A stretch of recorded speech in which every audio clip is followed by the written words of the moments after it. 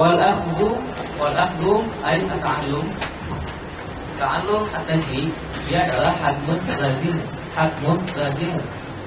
Hakmun adalah wajib juga, harus. Lazim adalah lazim, harus, wajib. Jadi sama-sama takkid. Man lam yujawwidil Qur'ana afimu. Barang siapa yang tidak membaca Al-Quran dengan tajwid itu adalah asik.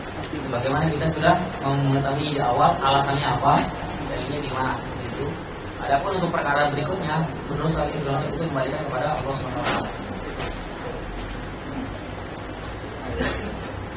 Malam yujawwidil Qur'ana atim. Kenapa? Li'annahu bil ilahu anzala. Ini adalah hal-hal yang menyebabkan kenapa Al-Quran itu wajib kita membacanya pakai kaidah-kaidah khusus. Yang pertama karena diturunkan, Allah yang menurunkan langsung. Dia adalah kalamullah. Li'annahu bil ilahu anzala.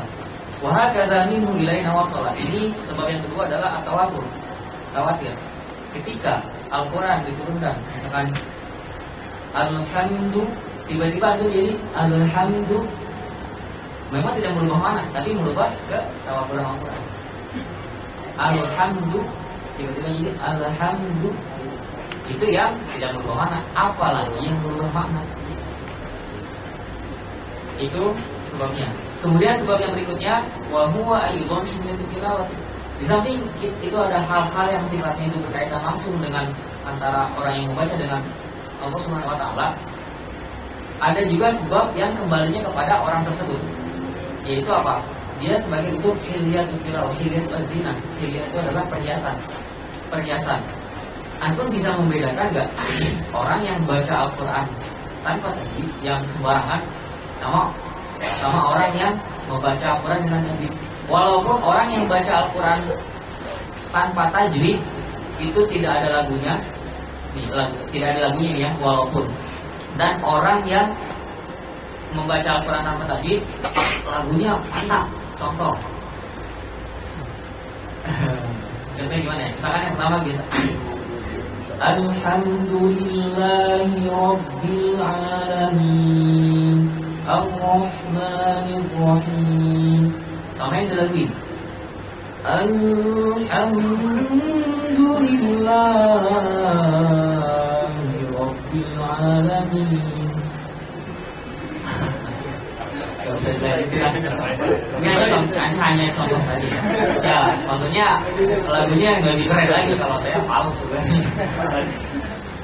Kayak gitu. Jadi walaupun disinilah letak keutamaan apa keistimewaan Al-Quran. Walaupun seorang munsyider sejati, munsyider internasional, tapi kalau misalkan dia disuruh baca Al-Quran, itu belum tentu dia bisa lebih baik daripada orang yang tidak punya basic sama sekali di tarik suara.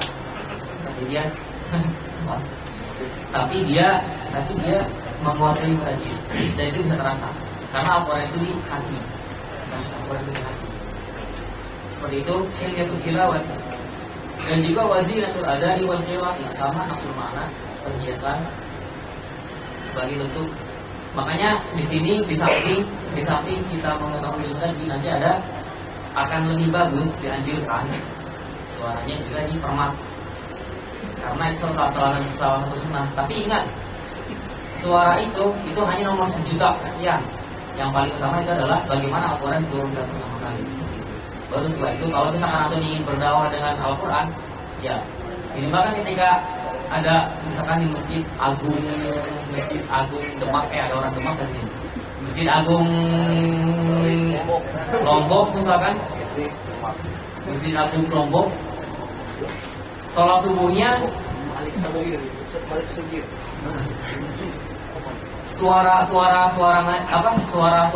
mikrofonnya itu dikeluarkan, maksudnya pakai bunyi suara luar, dikencangkan, dikeraskan.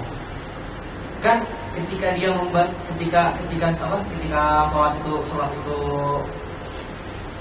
dilakukan, kemudian suaranya dikeluarkan, ketika yang membacanya itu suaranya sangat-sangat indah lah, suaranya indah, ya kan? Suaranya indah, tajwidnya sangat bagus. Bisa jadi orang yang lagi pada itu jalan-jalan berseliweran di pasar, ketika dengan suara itu, enak sekali nih, dari masjid mana nih? Dicari-cari sebuah suara. Oh, ternyata masjid ini. Akhirnya masuk kan, kasih Akhirnya yang tadinya misalkan yang lagi nge-add kan, ada suara Al-Quran indah sekali, siapa nih? Pernah nggak merasa kayak gitu? Sering, saya juga sering. Bahkan saya pernah lagi jalan di Semarang, ya dengar salah satu masjid ada suara indah, dan indahnya al-faidah ya. Bela-belain dicari sumber suara di mana masjidnya, negara masjid. Ternyata masjid bukan. Ternyata masjidnya masjid yang Imarong di mana? Di sebelah sini. Saya waktu itu pas lagi dari Gambir. Enggak, saya lagi di masjid Syarifini, cuma di Syarifini juga ngerasa tenang sholat sana. Pas di sana tiba-tiba kedengar suara apa di kan speakernya saling bersaut-sautan kan. Lagi sholat ada suara satu lagi, ini kayaknya akhirnya udah rela keluar dari sholat apa ya, selesai salam ini ya, selesai salam dicari terus itu di mana, oh ternyata di sini. Gimana? Emang di daerah ini nih apa dekat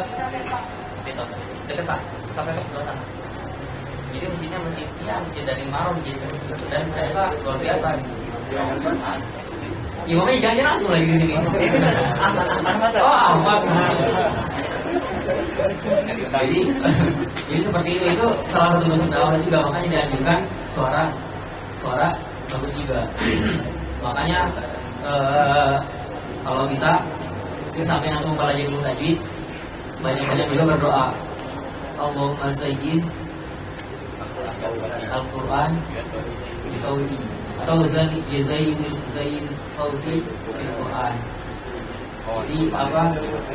Kalau saya biasa ya, doa seperti itu ya, walaupun nggak ada basic ya alhamdulillah lah bisa, maksudnya ya lumayan gak malu-maluin banget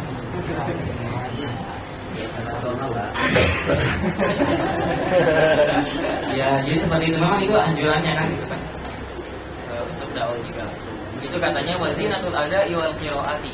Tapi ingat, nomor satu tetap bukan suara, tapi nomor satu adalah Al-Quran sebagaimana dia diturunkan dengan kaidah-kaidah. Baru setelah itu nomor sekitar suaranya.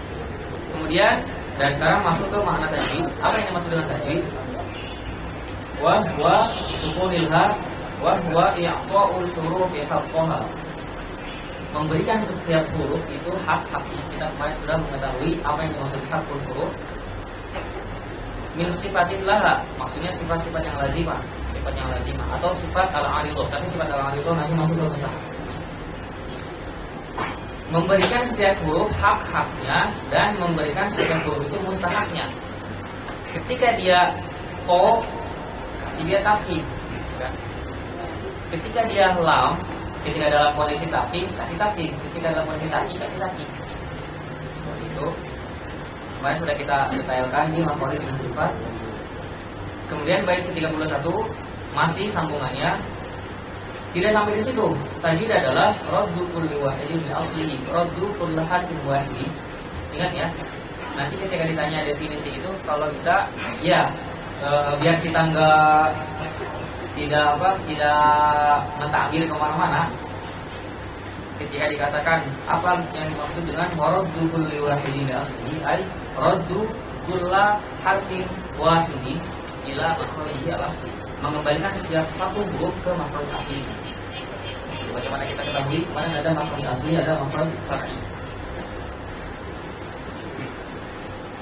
Wal lafzu masih sambungannya di antara ilmu tajwid itu juga al-lafzu fi nawwirihi kamitslihi. Nah, sebagai ketika ada satu lafaz yang serupa, maka mengucapkan lafaz itu semua adalah sebagaimana kita mengucapkan di awal maruf, di pertama kali ini. Apapun itu, harokat, mad, gunnah, semuanya.